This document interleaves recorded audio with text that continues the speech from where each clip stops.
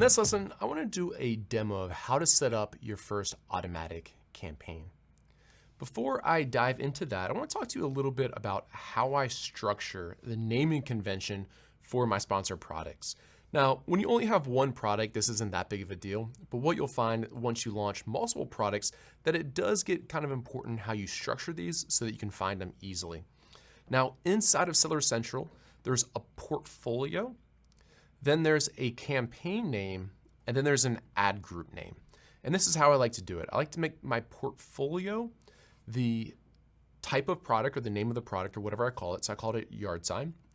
Then I like to have different campaigns for automatic, manual product targeting, and then sponsored brands and sponsored display. So these are each campaigns.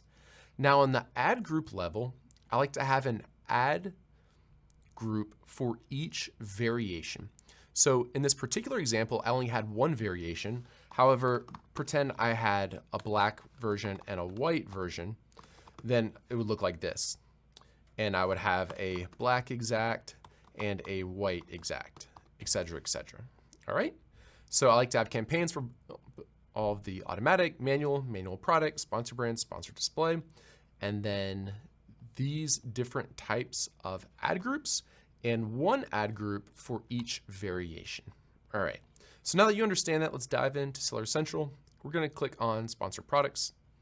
So remember, this is my campaign name, right? So if I go back here, this was the portfolio. My campaign name is going to be this.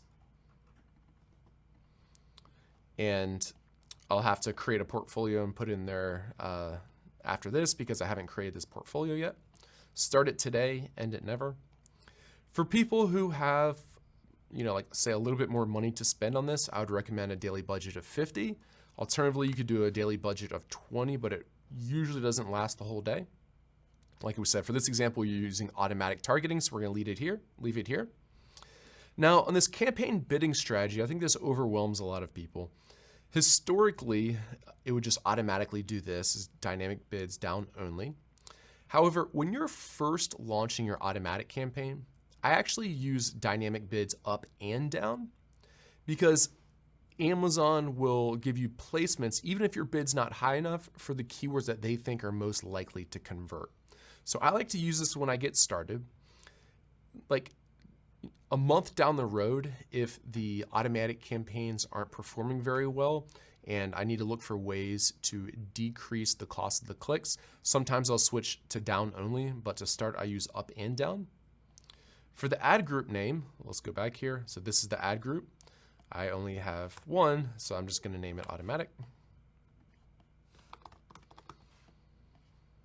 I select the product I want to use. So this one's ineligible right now, so I'll select another product. And then the default bid. So it gives you a suggested bid. What I've found are the suggested bids tend to be a little bit conservative for me, especially when you're just getting started and you want to be a little bit more aggressive trying to get sales and clicks.